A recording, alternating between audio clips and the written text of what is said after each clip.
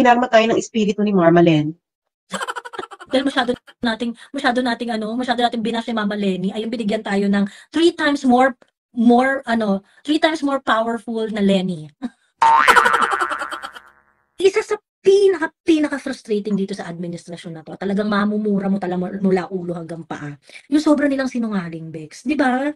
Sobra nilang sinungaling. Yung, parang, nakainan nyo yung, unang-una, first na kasinungalingan, yung sa war on drugs kuno, na different path ni BBM, na mas effective daw. What? Ganyan. Di ba, meron silang press release noon na yung number ng nasabat nila na droga ay mas malaki pa sa parang first 2 years ng administration ni BBM. Mas marami pa silang nasabat na droga kesa doon sa mga nasabat na droga ni PRRD noong buong 6 years niya. May ganun silang may ganun silang keme noon ganyan. O di okay, fine. On paper, mas malaki yung nasabat yung drugs kumpara sa nasabat na drugs ni PRRD. Pero ang hindi nyo sinasabi sa amin, magkano ang droga noon, magkano ang droga ngayon? Bakit mas mura ang droga ngayon? Bakit mas mura ang droga ngayon? Explain that! Ibig sabihin, Ibig sabihin, marami supply. So, ibig sabihin, kaya ka marami nahuhuli dahil marami supply. Correct! Diba? As simple as marami supply. Well, kailangan mo pagtugma, mababa ang street price ng shabu. Pero sinasabi mo na, mas malaki yung nakuha na, na-confiscate namin kasi parang ni PRD. Bakla, kung mas malaki yung na-confiscate mo kaysa sa panahon ni PRD, dapat ang presyo ng shabu ngayon ay mas mataas pa kaysa ng panahon ni PRD. Kasi, nung panahon ni PRD, yung presyo ng shabu na noon ay mas mataas. Actually, mas mahal pa nga yung shabu kaysa sa cocaine nung panahon ni PRD. Yung presyo ng shabu ng panahon ni PRD, mas malaki kaysa noong panahon ni Pinoy. Kaya makikita mo na mababa yung supply. Actually, so, lahat, kahit nga MJ nun grabe yung presyo Kasi diba? It was really very difficult to come by. Grabe talaga yung ano nun. So that's one. Yan yung isang unang, yan yung yan yung mga panggagago nila. That's the first one. Second, yung nanloloko sila dun sa mga achievements ng BBM administration dun sa farm to market road. What? Naginawan pa talaga ng reels ni BBM. Binata ng reels si Bongbong dyan, na 51% ng farm to market road was completed under his administration. Putang ina yan. And nobody's explaining the truth. Harap-harapan kayo ng luloko ng mga taong mga putang ina nyo. Diba? Ang lakas nyong mambobo. Ang lakas nyong mambobo. Ay, yung 1 million housing per year. Ay, ito pa. Yung 1 million housing per year na yan, binawi na nila yung target na yan Inamin na nila sa budget hearing na it cannot be achieved. Yung 1 million. Ilan na daw? Kinat nila into half. Parang 3 million na. 3 million yung hanggang 3 million until 2028. So parang 500. Mas malaki pa rin yung kay PRRD. Kay PRRD yung pinakamaraming housing projects yun. Ang nagawa ni PRRD is 1.6 ata yung housing. Parang ganyan. Ang nangyari kasi, marami pang mga housing projects nung panahon ni PRRD na offshoot dun sa panahon ni PBBM. Kasi nga di ba nagkaroon niya ng pandemic, so nahinto yun. Oo. So ngayon, nung first year, parang mga around 700,000 yung na-deliver nila na housing. Ganon. So around 700,000. So parang first year, parang mukhang ma-achieve kasi 1 million yung target per year kaso nga, yung karamihan doon, galing pa doon sa previous administration. Noong 2023, they are reviewing the budget for 2024. Inusisa yung target na yan. Nila na hindi na nila kaya. Kasi nga, wala ka nang sasandalan na offshoot ng mga projects para mag-deliver ng number. 'Di ba? Kasi kung for 2024 onwards, it's going to be your own action, your own initiative. Ang daming issue kasi apparently parang nagkakaroon ng issue dun sa cost nung housing. Hindi naman talaga mura, ganyan. Tapos kung meron mang yung talagang mura, ang hirap naman mag-avail kasi LGU nga yung nagde-decide kung sino yung pwedeng maka-avail ng mga low-cost housing o whatever na inaano nila. So, ngayon, recently, meron na naman silang statement na hindi, tuloy pa rin ang target, ganyan. Yung parang, totoo naman tayo, Diyos me. Maging naman tayo. Kung hindi nyo ma-achieve, tell us kung ano yung achievable. Diba? Yung 20 pesos na bigas, Diyos ko, ayun pa, isa pang panluloko. Yung 20 pesos na bigas na urong-sulong kayo doon sa pangangako na hindi ma-achieve yung 20 pesos na bigas. Ma-achieve ang 20 pesos na bigas kung ma-address ang problema sa supply. Yung parang, yung bibigyan ka ng mga ganung klase explanation, Yun yung ano nila eh, sabi ni BBM, ay sabi ng DA, posible pa naman ang 20 pesos na bigas. Undersecretary sa DA yung nagsalita. Posible naman na ma-achieve pa ang 20 pesos na bigas. Basta lang, maayos ang problema sa supply. Yung problema. Ala, Diyos me. Parang, just wala na sila ginagawa, kundi manloko na lang ng manloko. Manloko na I mean, yung, naman so, ng mga tao. manloko ng mga tao. And yung recently nga, ito yung, siya daw yung first president to come in Basilan.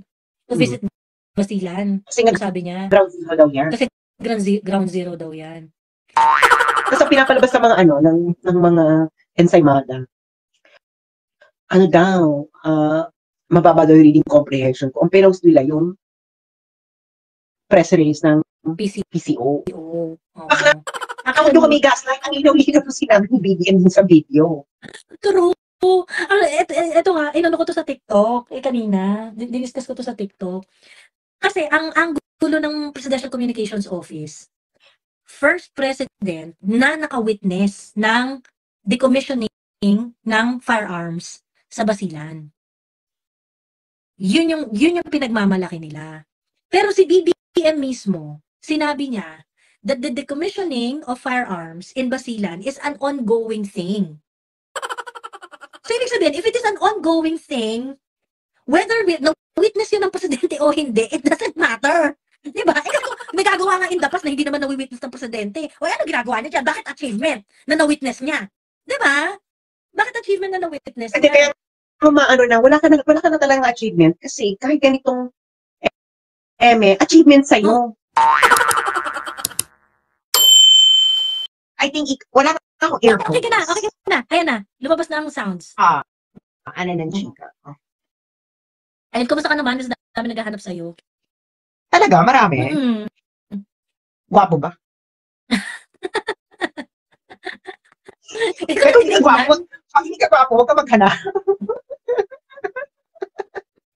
Diyos me. Ano ng chika?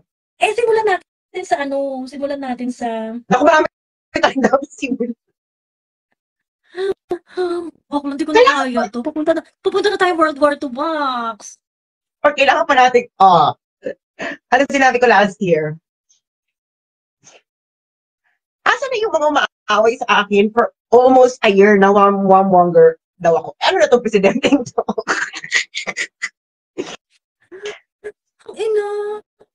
Grabe. Yung speech... At ang chismis, may mga ano na raw, naggagawa na rin ng mga medical evacuation centers, ganyan. And guys, ito kasi, you have to understand that while the president is saying something like that sa Australia, tuloy-tuloy yung pag-set up ng EDCA sites dito. Tuloy-tuloy yung pagre-recruit dun sa mga lugar kung saan may EDCA sites din. So ngayon, sabihin ninyo na nagwa-warmonger ka lang or, di ba? Nagkakaroon na siya ng flesh meron na siyang flesh. Di ba? And the president is talking about it in a very, lightweight. At hindi man lang ini-inform yung mga Pilipino. Bex, bakit? Diyos me, naloka ako dun sa speech. Kasi yung speech niya, yung first part ng speech niya, kinukwento niya na alam mo ba, Australia, meron tayong long history together kasi 76 years of diplomatic relationship, ganyan. Friends tayo na matagal na, ganyan. Di ba nga, nung World War II, yung mga sundalo natin, yung mga sundalo ninyo, lumaban ng shoulder to shoulder to preserve the regional peace kinembular. Nakakaloka yung mag-revise sa history. Anong regional peace? At kagaya daw ngayon, yun nga yung nakakaloka eh. At kagaya daw ngayon, yung regional peace daw na yan ay threatened. So, nahaharap daw ang Pilipinas sa sitwasyon na parang World War II. Ganyan din sinabi ni Lenny before. Kaya nga, Bex, hijack na to. Kung ano yung sinasabi ni Lenny before, ganun din yung sinasabi niya. Sino ba ng mga nasa likod ni Lenny? Di ba?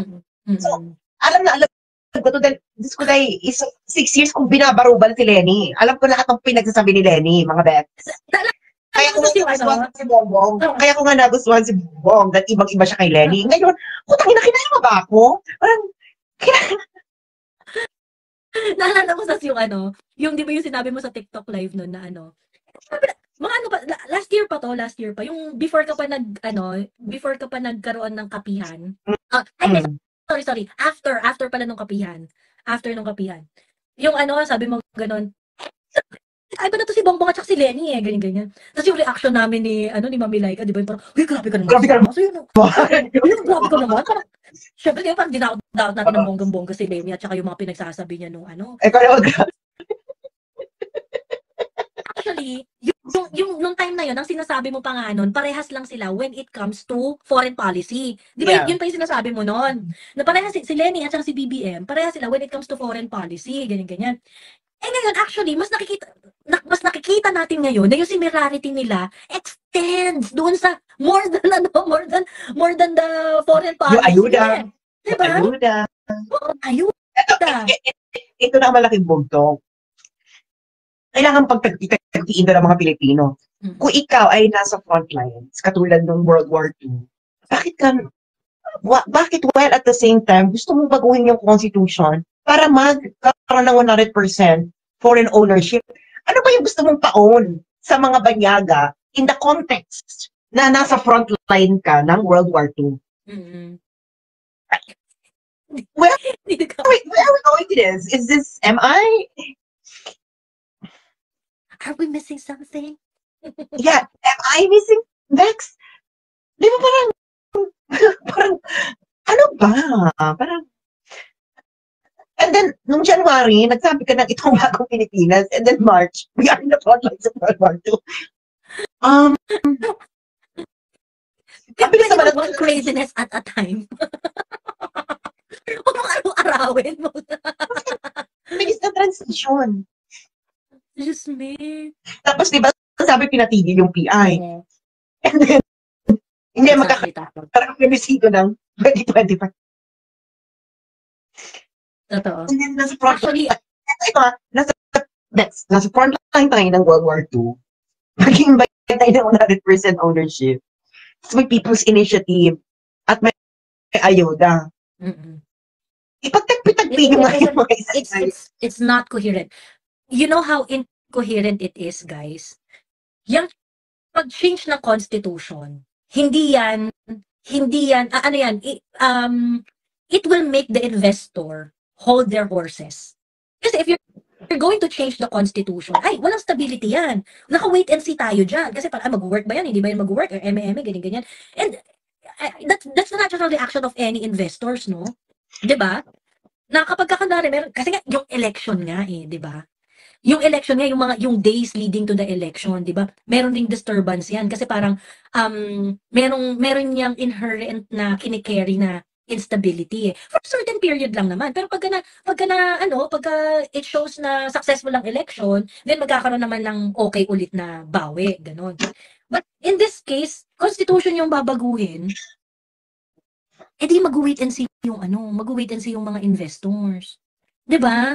So, hindi. Kung ikaw yung investor, sinabi ng presidente ng bansa, nasa frontline po kami ng katulad sa World War II.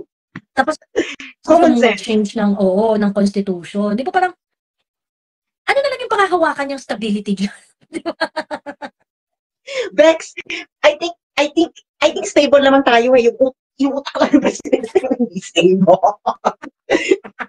parang, di ba sabi niya, once again, sabi niya, tabi ko, galing kayo sa China, isang tabi nyo muna yung galit niyo. Tignan nyo muna to, based on objective, legal analysis. Yung China, ang number one trade partner ng, siguro 99% ng mga bansa sa region, 99% number one trade partner nila ang China. Saan nakadepende ang international trade? Anong condition? Gulo ba? Stability, peace, stability. Stability, Joey, kung ikaw ay China, na ikaw ay number one trade partner ng lahat ng bansa sa region, at yung trade na yan, syempre nagbe-benefit ka. At hindi ka makapag-benefit dyan kung walang stability. So, bakit mo ngayon i-destabilize yung region? Eh, kasi sabi nga ni Bongbong, threatened nga daw yung peace. Diba? Hindi ba? Who actually has a motive to destabilize the region? Yung number one trading partner ng lahat ng bansa or yung hindi? Dahil gusto niya makakuha ng piece of the pie o mas malaking piece of the pie. Very squeaky. Buisit, ano? Huwag buisit. It doesn't make any sense. Kaya nga sabi ko, yung region ba yung may stability o yung utak ng presidente? Gusto lamang po namin malaman. Yung mga kapitbahay natin, nagtatrive sila. Look at Indonesia, di ba? Look at Vietnam achieving its GDP target, di ba? Bakit ikaw lang nagsasalita na may World War II na? Yun yung ano mo, World War II. Ha? Eh, bakit yung Indonesia, yung mga ibang bansa nagtatrive? Nag-open, yung Thailand, tinanggalan nila yung visa nila. I think mutual ata yung China at Thailand para mas maraming turista. Bakit ikaw, Bets, ang packaging mo World War II? Oo. Ano yung problemado? Kira bang pagpapagboron? Diba? Ano yung eksena mo? Ano Bex, ikaw yung walang ambag sa Rio. Alam mo yun, Bex, hindi nakikinabang sa iyo yung mga bansa. Wala kang ambag. Tapos sabihin mo, yung malaking ambag sa rehiyon ang magde-destabilize ng rehiyon. Bex,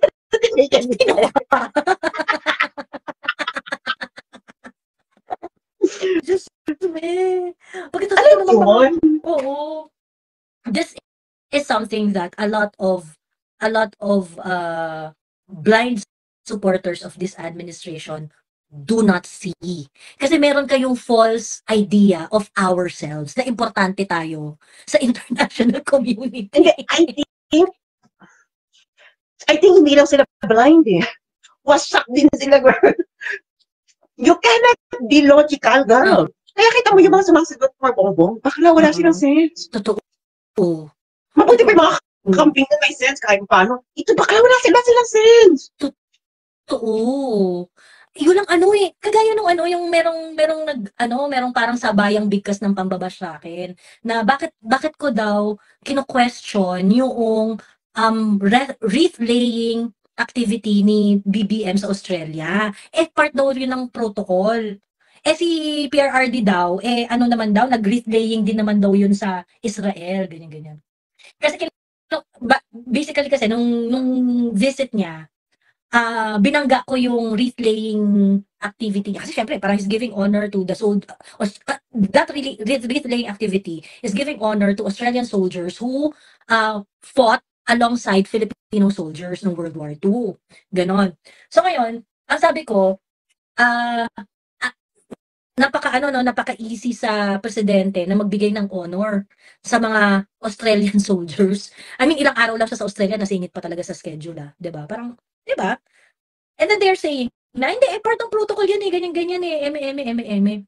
Parang,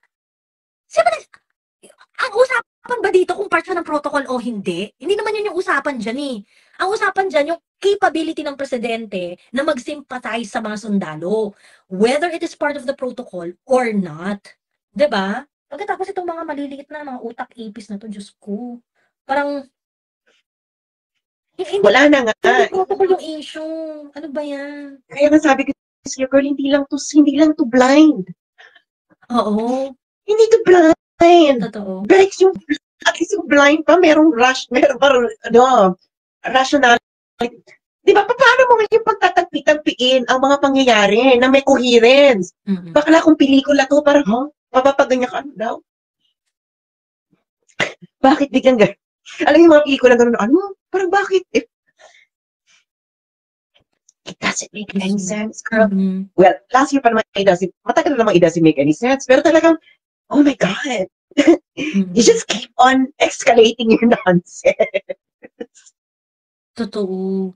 Pagkatapos yung di ba recently yung kakaloka administration, yung mga maliliit na bagay hindi ma-address. Yung, di ba yung sunod-sunod yung surot, yung ipis, medaga, ganyan-ganyan sa NAIA. Nakakaloka. Ah, may mga speculations kasi na nagsasabi na may mga speculations na nagsasabi na baka raw kasi umiisa yung Manila International Airport, yung administrator ng NAIA. Baka raw gustong makaisa dahil since ipa-privatize na operation ng NAIA, they wanted to rush a contract na hindi kailangan mag-follow doon sa regular bidding. Emergency contract, ganon. And napagdiskitahan niyang pest control. Yun yung sinasabi. And ang nakakabisit kasi sobrang shameless. Unang-una, yung kapabayaan sa NAIA na ang dami-daming peste, yung infestation level dyan na pinaabot nyo dyan sa ganyang punto.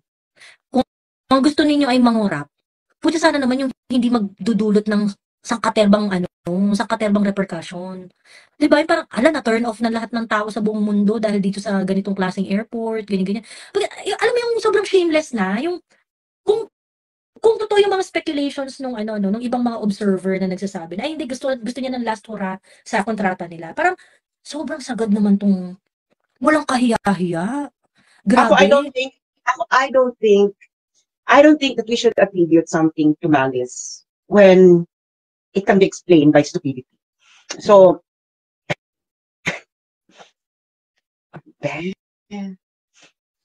hindi sila naglilinis ng NAIA. Pero nakasingki yun. Pero nung a month ago, bawal ang tamad sa bagong Pilipinas.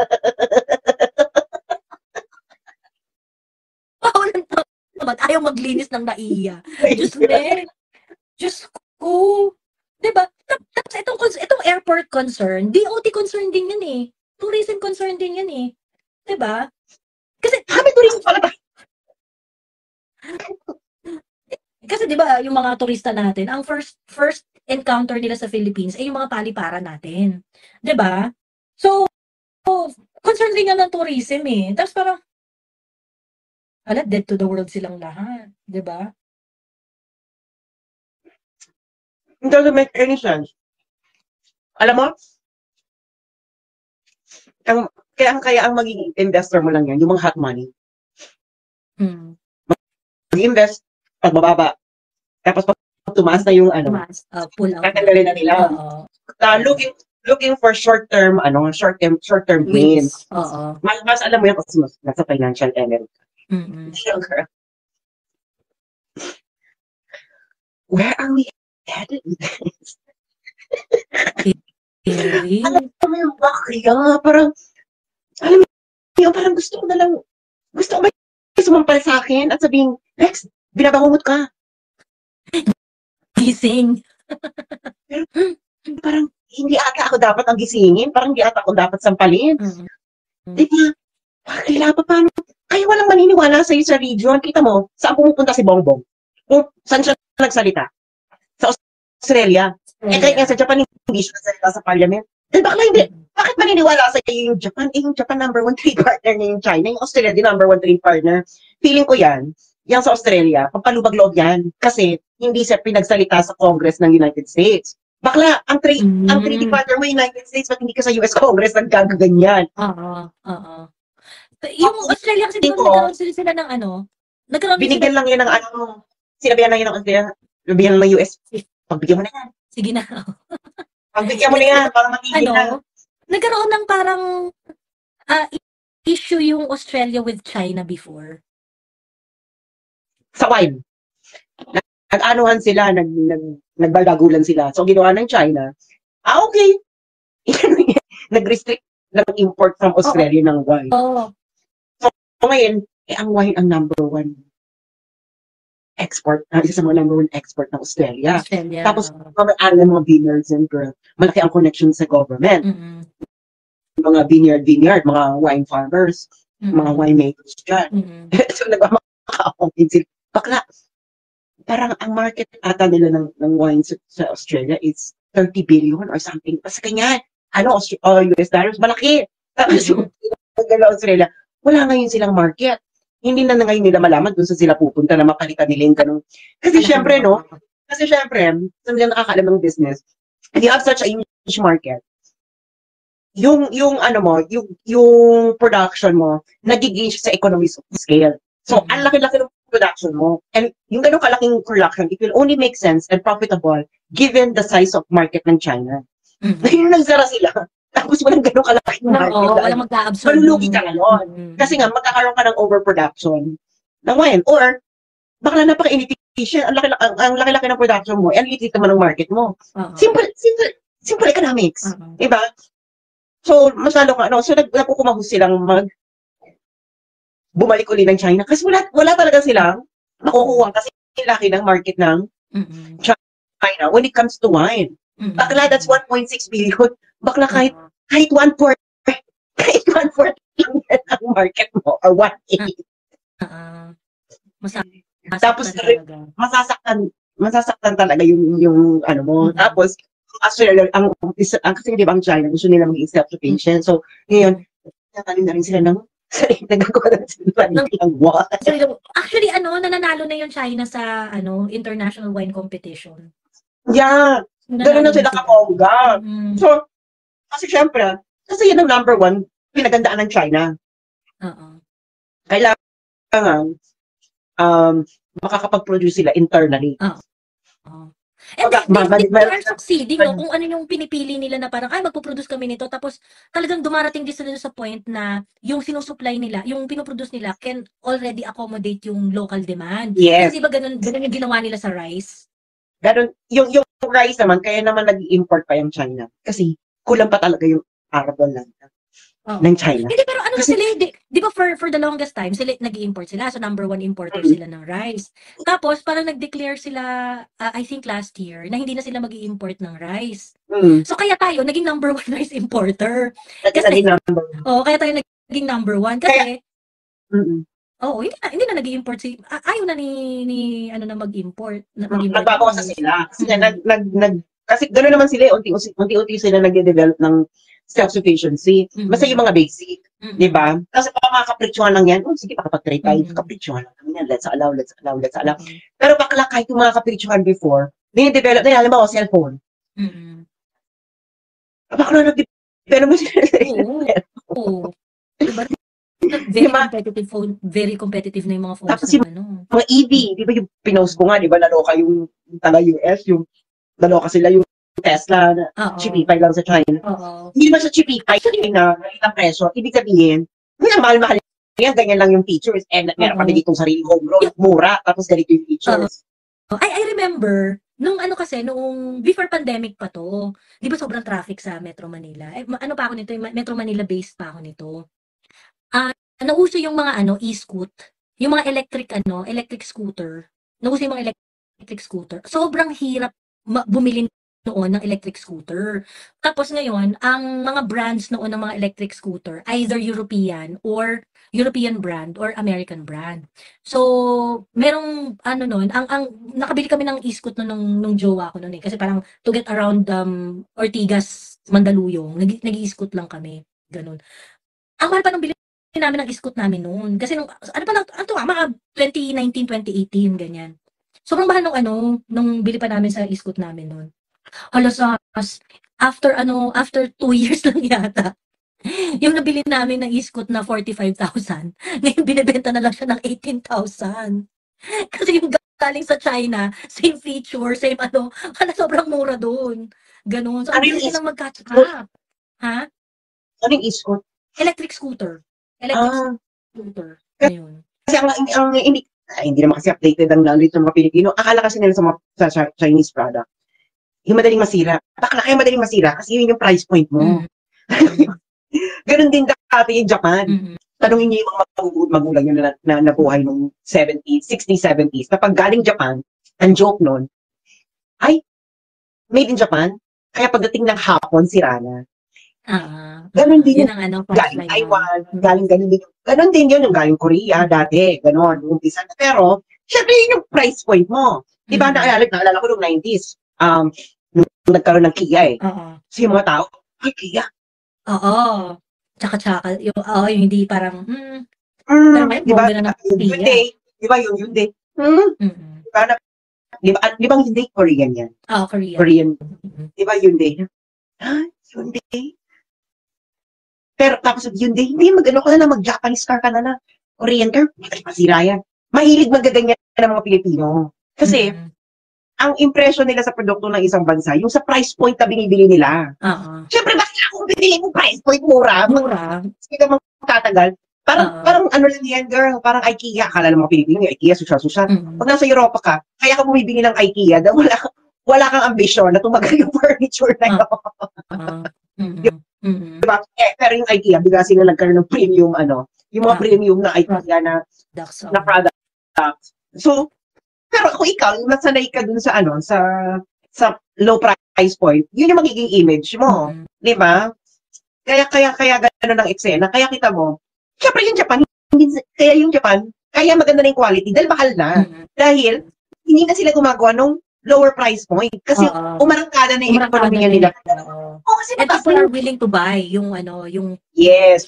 Kasi nga, yung economy nila, hindi na economically viable yung low labor cost. Kasi tumaas na yung labor cost sa Japan. So, ang products mo na ngayon is yung mga higher level kaysa sa lower level. So, ganun ang eksena. Ang Cameler nila. Kaya kita mo ngayon, di ba?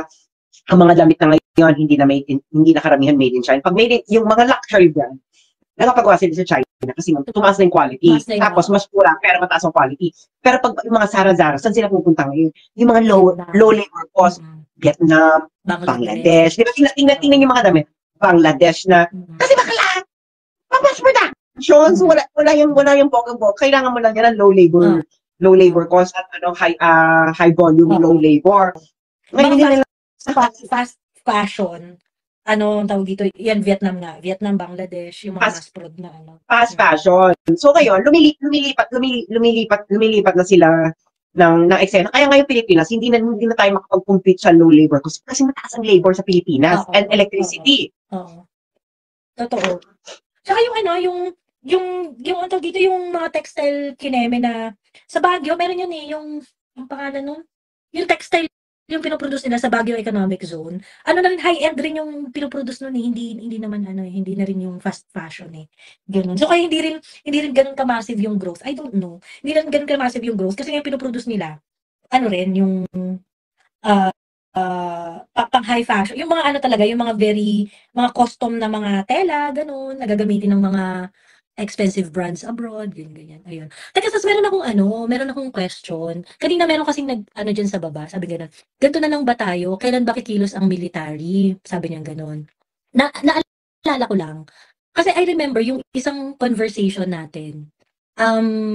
Meron tayong napag-usapan noon na, pag kumilos ang military kasi, ang kanyang loyalty ay nasa constitution and nasa bansa, 'di ba?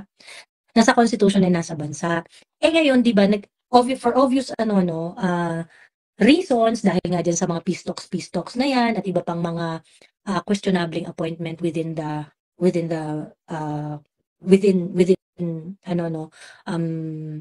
men in uniform, low moral sila. Pagkatapos, marami talagang bulong-bulungan na dissatisfied talaga yung mga military men natin. And so, meron yung chismis na nag-organize daw itong administration ng grupo ng mga pinagkakatiwalaan nilang men in uniform to monitor yung mga ibang mga members ng core na nag-iisip na nag-iisip na may gawin, ganyan. Ngayon, recently, merong mga write-ups na ang daming mga officers na nilagay ng administration sa freezer. Ganon. Hi, Admar Volando. Hello, Sir Admar. Ayan. Nakakaloka yung nakakaloka yung gathering kanina ng SMNI, Nakita mo yun? Yung Hindi mo yan. Hindi mo pera yan. Oo, grabe. Kinilabutan ako. Ayan, ganun. Nakakaloka talaga. Anyway, mabalik ako. So ngayon, yung ano na yun, yung ganitong klaseng sitwasyon, I think it will only trigger yung yung kumukulong sama ng loob ng mga military men natin, ganyan. I remember, sabi mo nun, Sas, pagka kunwari nagpaplanong mag-alsa yung military, kung ako si Bongbong Marcos, meron akong card dyan. Ganon. Nalala mo yun? Yung sinabi mo yun? Na ang card ay, edi, maghanap ka na mas malaking kaaway. Ayun. So, tingin mo ba, yung tsene niya sa Australia, ano yun? Merong, kumbaga, influenced by him losing grip doon sa Pwede. uniform natin ngayon. Pwede. Kasi, well, sabi ko nga, di ba, Bex, kung mag-declare ng martial ngayon si Bongbong Marcos at ang sabihin niyang dahilan like China, sino tatanggi? Sige nga, isipin nyo, kung mag-declare ng martial law si Bongbong Marcos ngayon, ang sabihin niya ay, kasi ini-invade ng China ang WPS. Who can say no? Hindi nyo man nagigets. That's the perfect way to preserve yourself eternally. Wala naman tatanggi. Pag tumanggi ka, ay bayaran ng China, ay pro-China. All of these are manufacturing consent. Parang lang yan, parang United States. Nung pagkatapos ng 9/11, biglang, okay, lulusubin natin ang Iraq. Ay, wait, yung mga matitino, bakit Iraq? Pero hindi na sila makapalag. Kasi, wala ka bang puso sa mga namatay sa 9/11? Na mga biktima. Anong nangyari? Ganun lang. Ito namang mga to, Diyos ko Lord, kasi, ewan ko pa siguro yung iba hindi naman kasi nag-follow ng international news, kasi 2002 yun. At kailangan meron ka ng access sa cable para makafollow ng international news or internet. Ang mahal-mahal pa ng internet ng Joey. Ang internet pa ng Joey ay yung 100 pesos na nilulubog ka. Ay, kaya mahal-mahal pa ng text mo, peso isa. Peso pa isang text nun, di ba? Wala pa nung social media, hindi alam ng mga tao nangyayari sa mundo, 'di ba? Kaya noon na wala kang actually nga mas mahirap nga noong magpaliwanag kasi nga ano sinasabi mo ito talaga nangyayari syempre pinapakita na nangyayari sa kanila mainstream media ngayon may social media mas madali nang mag-explain ngayon in fairness. Pero ang ano niyan ay ayun na nga, it's very possible. Kasi, girl, kung ikaw presidente, nandiyan yung para sa harapan, hindi mo gagawin. Especially given this kind of president. Actually, si Duterte nga, kung gusto niyang mawala noon yung ng international community about sa war on drugs, bakla kinalaban niya China. Mawala yun lahat nun. Kung yun ang packaging ng war on drugs.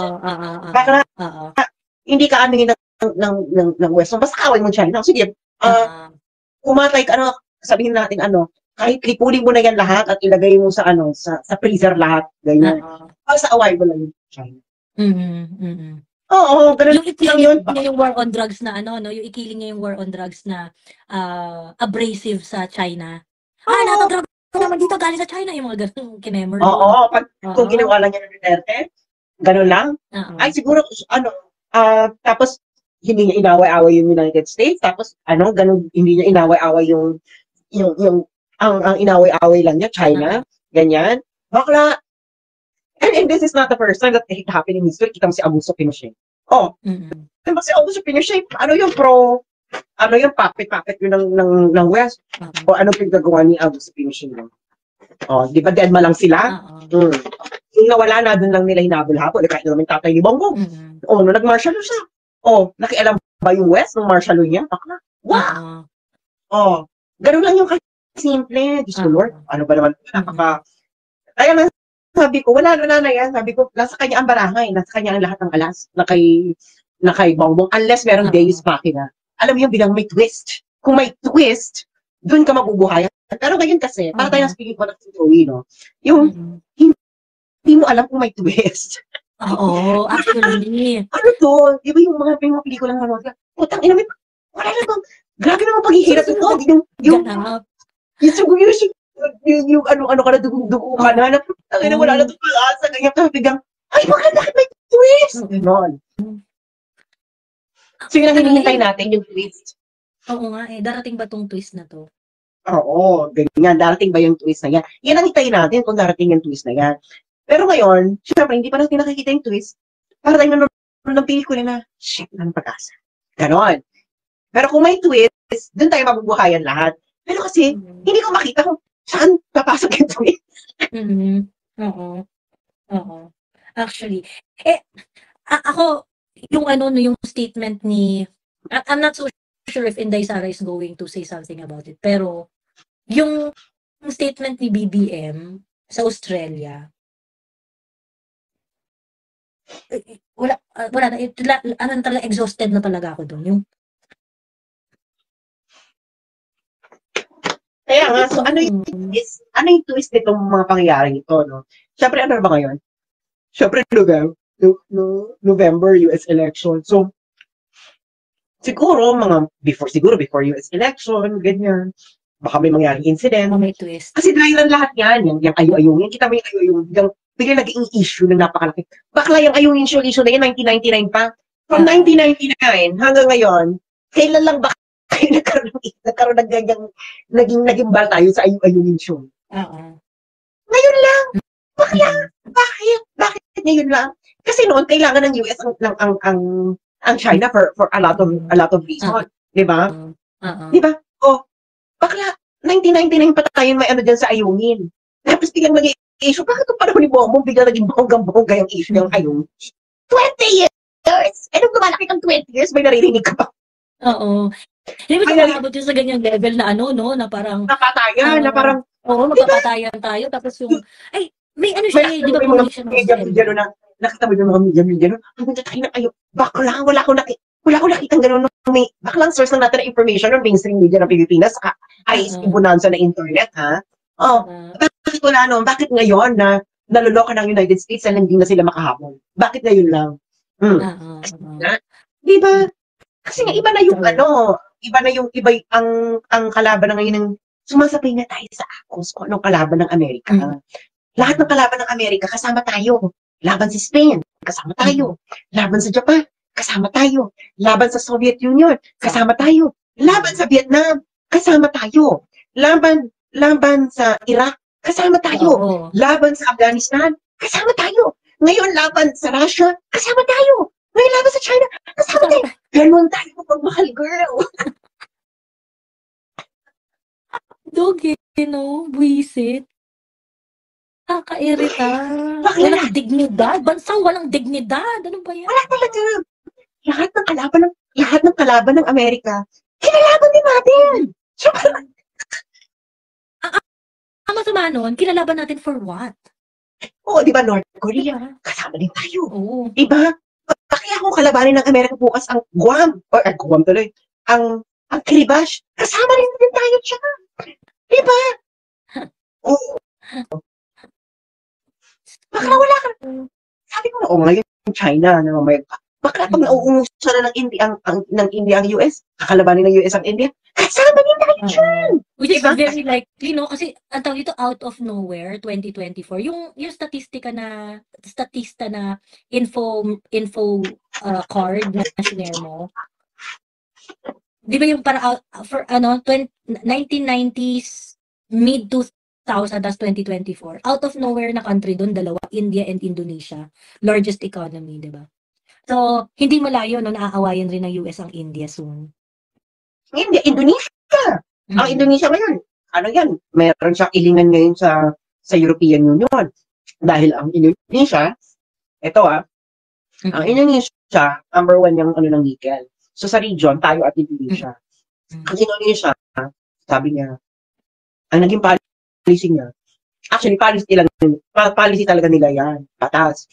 Tapos pinatupad ng Widodo na ang processing ng nickel dapat sa Indonesia. processing ng?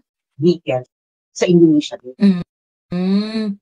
So, hindi na sila papayag na nag-export, nag-extraction lang yung kanila. Oo. Hindi So, na sila pumapayag na mag-export ng raw. So, ipaprocess, oo. pagka in-export nila, process na. Oo. Ganyan din naman sinasabi ni BBM nun, tangina niya, anong ginagawa niya Tapos ngayon? ngayon, yung European Union, bakla malaking industry nila yung refining. So, nag-alit yung mga kapitalista nila doon. Ako, hindi po pwede yan. Indonesia nagmamatikas. Di ba kaya nga yung presidente ng European Union biglang sumulpot sa Pilipinas? Last year, first time yung bakla. In 65 years ng European Union, first time bumisita yung presidente. So bakit? Ano sa tingin mo? Dahil maganda si Bobo Marcos. Bakla, wala ka makikita sa Europe ng mga official na would. Bakla, pero the longest time si Bobo sinasabi nila inanalo dahil sa fake news. Tapos kaya nagkakapirata kay Bobo Marcos. Ngayon, ang Indonesia nag-offer sa Pilipinas so magkaroon silang parang bets. Magmaganda na tayong dalawa. Ganyan. Parang OPEC. Hindi kami. Pagkatapos ang nila dyan, ang projection nila dyan na parang kaya tayo dinadalaw dahil mataas ang respeto nila sa kinambilan. Di ba? Diyos ko, nakakalo. Hindi meron calls. Ano talaga, Carl? Ano ba na-achieve mo? Ano ba na-achieve ng bansa mo? Bakit ka gagalangin? Correct. Dahil na naman. Kailangan, yun ang kulang eh. Girl, kailangan mo lang self-introspection. Bakit ka maganda? Feeling mo maganda ka, explain mo bakit ka maganda. Oo. Anong kinaganda mo? Di ba? Lalo ka lang ng election, ang ganda-ganda mo, respetuhin ka na ng lahat. Di ba? Ayun. Yung mga nagtatanong dito kung live ako sa TikTok at sa YT, nasa Bacolod ako. So, yung internet ko ay hindi kaya ng multi-stream. Ayan. So, dito muna tayo sa Facebook at i-upload ko na lang po lahat sa YouTube. Ayan. Para doon sa mga team replay. Ayan. Stunner ka, ganun. Ano yung maganda, diba? Bakit ka maganda? Diba? Bakit sa tingin mo nagkakandara pa sa yung mga yan? Dahil baka wala kang achievement. Diba? You have to be honest about yourself. Diba? The problem kaya malaman mo. Oo. Isa sa pinaka-frustrating dito sa administrasyon na to, talagang mamumura mo mula ulo hanggang paa. Yung sobra nilang sinungaling, Bex. Di ba? Sobra nilang sinungaling. Yung, parang, yung unang-una, first na kasinungalingan, yung sa war on drugs kuno, na different path ni BBM, na mas effective daw. Ganyan. Di ba, meron silang press release noon na yung number ng nasabat nila na droga ay mas malaki pa sa parang first 2 years ng administration ni BBM. Mas marami pa silang nasabat na droga kesa doon sa mga nasabat na droga ni PRRD noong buong 6 years niya. May ganun silang may ganun silang keme noon ganyan. Okay, fine. On paper, mas malaki yung nasabat yung drugs kumpara sa nasabat na drugs ni PRRD. Pero ang hindi nyo sinasabi sa amin, magkano ang droga noon, magkano ang droga ngayon? Bakit mas mura ang droga ngayon? Bakit mas mura ang droga ngayon? Explain that! Ibig sabihin, Ibig sabihin, marami supply. So, ibig sabihin, kaya ka marami nahuli dahil marami supply. Correct. Diba? As simple as marami supply. Well, kailangan mo pagtugma, mababa ang sticky price ng shabu. Pero sinasabi mo na, mas malaki yung nakuha na, na-confiscate namin kasi sa panahon ni PRD. Bakla, kung mas malaki yung na-confiscate mo kaysa sa panahon ni PRD, dapat ang presyo ng shabu ngayon ay mas mataas pa kaysa ng panahon ni PRD. Kasi, nung panahon ni PRD, yung presyo ng shabu na noon ay mas mataas. Actually, mas mahal pa nga yung shabu kaysa sa cocaine ng panahon ni PRD. Yung presyo ng shabu ng panahon ni PRD, mas malaki kaysa noong panahon ni Pinoy. Kaya makikita mo na mababa yung supply. Actually, lahat, kahit nga MJ noon grabe yung presyo Kasi diba? It was really very difficult to come by. Grabe talaga yung noon. So that's one. Yan yung isang unang, yan yung yan yung mga panggagago nila. That's the first one. Second, yung nanloloko sila dun sa mga achievements ng BBM administration dun sa farm to market road. Naginawan pa talaga ng reels ni BBM. Gumawa pa ng reels si Bongbong dyan, na 51% ng farm to market road was completed under his administration. Putang inang yan. And nobody's explaining the truth. Harap-harapan kayo ng luloko ng mga taong mga putang ina nyo. Diba? Ang lakas nyong mambobo. Ang lakas nyong mambobo. Yung 1 million housing per year. Ay, ito pa. Yung 1 million housing per year na yan, binawi na nila yung target na yan inamin na nila sa budget hearing na it cannot be achieved, yung 1 Pag ilan na daw? million. Kinat nila into half, parang 3 million na. 3 million yung hanggang 3 million until 2028, so parang 500,000. Mas malaki pa rin yung kay PRRD. Kay PRRD yung pinakamaraming housing projects yun. Ang nagawa ni PRRD is 1.6 ata yung housing, parang ganyan. Ang nangyari kasi, marami pang mga housing projects nung panahon ni PRRD na offshoot dun sa panahon ni PBBM. Kasi nga di ba nagkaroon niya ng pandemic, so nahinto yun. Oo. So ngayon, nung first year, parang mga around 700,000 yung na-deliver nila na housing. Ganon. So parang 700,000. So parang first year, parang, mukhang ma-achieve kasi 1 million yung target per year eh. Kaso nga, yung karamihan doon, galing ba doon sa previous administration. Noong 2023, they are reviewing the budget for 2024. Inusisa yung target na yan. Nila na hindi na nila kaya. Kasi nga, wala ka nang sasandalan na offshoot ng mga projects para mag-deliver ng number. 'Di ba? Kasi kung for 2024 onwards, it's going to be your own action, your own initiative. Ang daming issue kasi apparently parang nagkakaroon ng issue dun sa cost nung housing. Hindi naman talaga mura, ganyan. Tapos kung meron mang yung talagang mura, ang hirap naman mag-avail kasi LGU nga yung nagde-decide kung sino yung pwedeng maka-avail ng mga low-cost housing o whatever na inaano nila. So, ngayon, recently, meron na naman silang statement na hindi, tuloy pa rin ang target, ganyan. Di ba, totoo naman tayo, Diyos me. Maging naman tayo. Kung hindi nyo ma-achieve, tell us kung ano yung achievable. Di ba? Yung 20 pesos na bigas, Diyos ko, ayun pa, isa pang panluloko. Yung 20 pesos na bigas na urong-sulong kayo doon sa pangangako na hindi ma-achieve yung 20 pesos na bigas. Ma-achieve ang 20 pesos na bigas kung ma-address ang problema sa supply. Yung parang, yung bibigyan ka ng mga ganung klase explanation, yun yung nila, sabi ni BBM, sabi ng DA, posible pa naman ang 20 pesos na bigas. Undersecretary sa DA yung nagsalita. Posible naman na ma-achieve pa ang 20 pesos na bigas. Basta lang, maayos ang problema sa supply. Yung problema. Ala, Diyos me, parang... Hindi kasi, yun na nga, ano pang number 1 manufacturing products in America? Armas. Mga defense and... nakakaloka yung nila, yung interest payment ata nila sa utang nila. Parang ma-overtake na yung spending nila sa defense. Tapos patuloy pa yung de-dollarization. So kailangan mo ng more emerald for more fun. Wala na nga, parang alam mo yun, parang hindi ba so disappointed. Totoo. Just wala na sila ginagawa, hindi manloko na lang ng manloko. Manloko na. I mean, yung naman ng mga tao. Manloko ng mga tao. Recently nga ito, siya daw yung first president to come in Basilan. To visit Basilan. Kasi nga, sabi niya. Ground zero daw yan. Kasi ground zero daw yan. Kasi pinapalabas sa mga ng mga ensaymada. Mababa daw yung reading comprehension ko. Ang pinost nila yung press release ng PCO. Bakla, ako kami gaslight, ang inaw-inaw po sinabi ng BBM sa video. True. Ito nga, inano ko to sa TikTok. Kanina, diniscuss ko to sa TikTok. Kasi, ang gulo ng Presidential Communications Office, first president na naka-witness ng decommissioning ng firearms sa Basilan. Yun yung pinagmamalaki nila.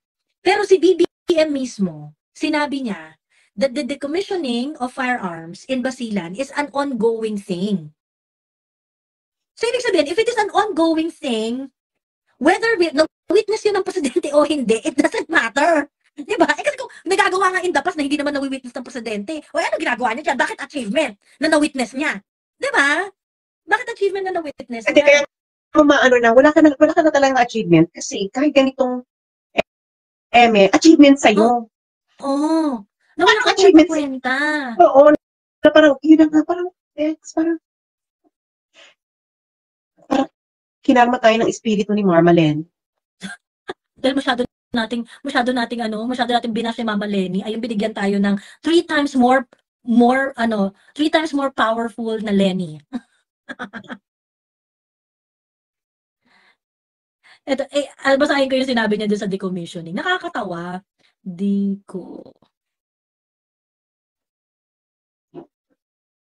Ito, PBBM witnesses, ano to? Teka lang. Decommissioning of 400 illegal firearms in Basilan, making him the first president to witness the gathering in the province. Tingnan mo yung panggagago nila. They want it to appear na yung pag-witness ng decommissioning ng firearm is an achievement. Pero si Bongbong mismo, sinabi niya mismo na hindi ongoing yung project na yan. Ayan. While President Marcos acknowledged that it was not the first time he witnessed decommissioning of illegal firearms, the president clarified that there is already an ongoing decommissioning process of firearms under the auspices of UN, European Union, and other international organizations. So that ginagawa na to. Ginagawa na yung decommissioning ng mga firearms. So, bakit achievement na nandyan ka? Diba? So, ensaymada sagot. Diyos ko. That's the Nakaloka. May nagpadala sa akin. Sa Australia ba to? Sabi daw ni Marcos, we have in our family tree a Chinese pirate. Ano? We have in our family tree a Chinese pirate. So, parang meron daw silang ancestors na Chinese pirate. Baka may may criminal line pala. Bakit ka criminal line? Bakit ka proud? Bakit ka proud na may tirata? Bakla, yung piracy na isang malaking problema no pre-colonial times. Piracy was a huge problem in the region. Kasi nga, grabe, syempre, mayaman, trade then was very profitable. Trade goes by sea. So, yung mga pirate, nagnanakaw sila. So, malaki issue yung mga pirate, hindi lang actually mga Chinese, yung mga yan. Maraming pirate yan, may mga pirate from places. Yung piracy, di ba isa nga yan sa mga reason kaya nagkaroon ng parang UN Chamber of Business Kinembular, di ba? Hindi, iba pa yan. Pre-colonial times. Pre-colonial time. Pero patuloy pa rin syempre yung piracy, no? Kasama yan sa maritime trade, yung piracy. Kaya magkakasama yan, kaya yung Djibouti. Ang dami niyang foreign bases. Nandiyan lahat, girl. Nandiyan ang China, US, I think almost every country that is concerned about safety of maritime trade nasa Djibouti. Kasi nga, I think it's Gulf of Aden. Gulf of Aden ba yung malapit sa Djibouti? Gulf of Aden. Gulf of Aden sa Red Sea. Yung choke point na yan. Nandiyan yung Djibouti. So ngayon, kaharap yan ng Yemen. So nandiyan lahat sila para nga ma-ensure yung against piracy. Yan yung sinasabi mo na sa UN Camelar Chamber. So criminal yung mga pirate. Kahit ano pang yan, criminals yan. Pero hindi yan state-sponsored. Ang China nun, hindi nila makontrol yung mga pirates. Kasi wala naman silang navy. Yung Chinese Empire noon. Saka noon kasi, ang setup kasi noon, hindi yung katulad ngayon na you control everything. So meron kang emperor, pero your power wanes from the center. So ano ang pinanghawakan mo lang noon? Loyalty ng mga tao. Pero grabe yung magkahiwalay yung private and public noon. So kaya nga kaya nga naging problema nga nila yung opium kasi nga hindi man nila makontrol yung trade. Kasi nga hindi naman kasi talaga siya hawak ng hindi katulad nga ngayon na pag gobyerno ka, lahat ng aspeto ng buhay ng mga tao. Meron kang participation. May participation ka noon, walang ganyan. It's a very, very modern thing, yung ganyang state power. Tapos, si Bibi. Proud kami na may pirate sa amin. Ba't ganito to? Sabi niya, ito lang sabi niya, the Americans' actions in the South China Sea is a reaction to China's behavior. Bakla. Yung ano, Sabi niya, we are not being dictated by the UN. Sabi ni Bobo,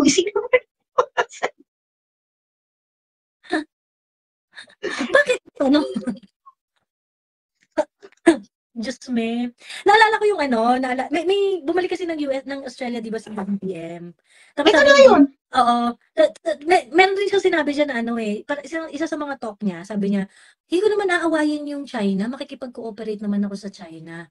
Unless magkaroon kami ng pag-aaway tungkol sa sovereignty. Talagang, ano yan, talagang parang, pagdating doon, iba yan, parang ganun yung ano ni BBM. Ano yung away mo sa sovereignty?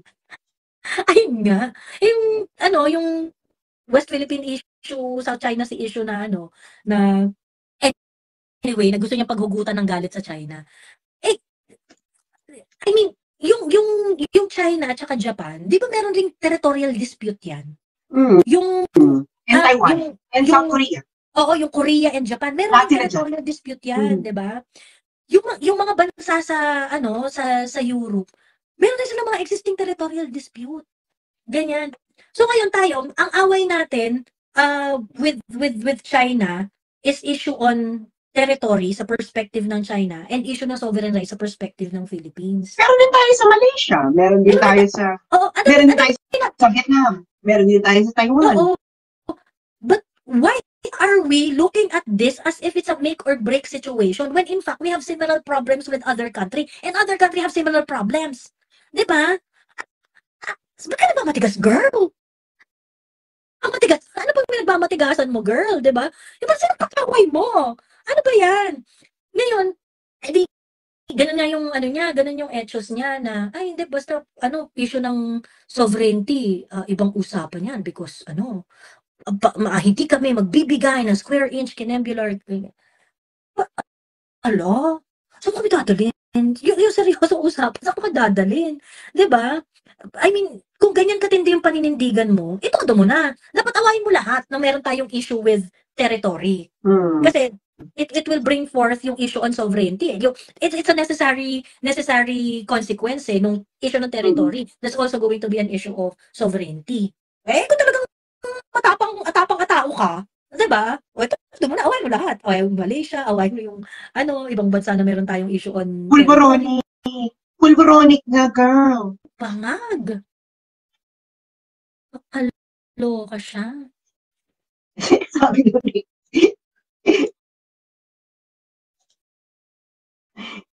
Hindi na tinignan sa Pilipinas. Di ba kinidnap kayo?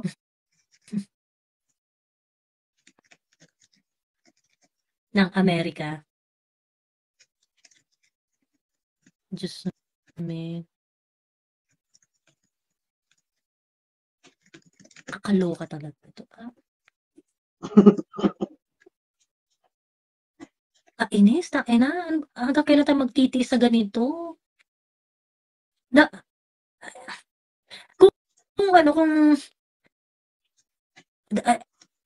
mawala na lang siya.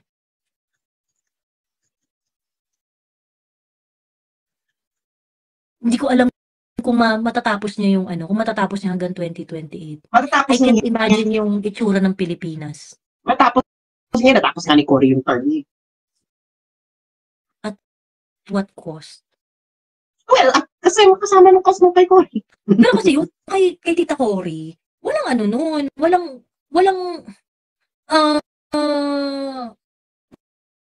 threat na kagaya nitong nitong mag-World War III daw. 'Di ba?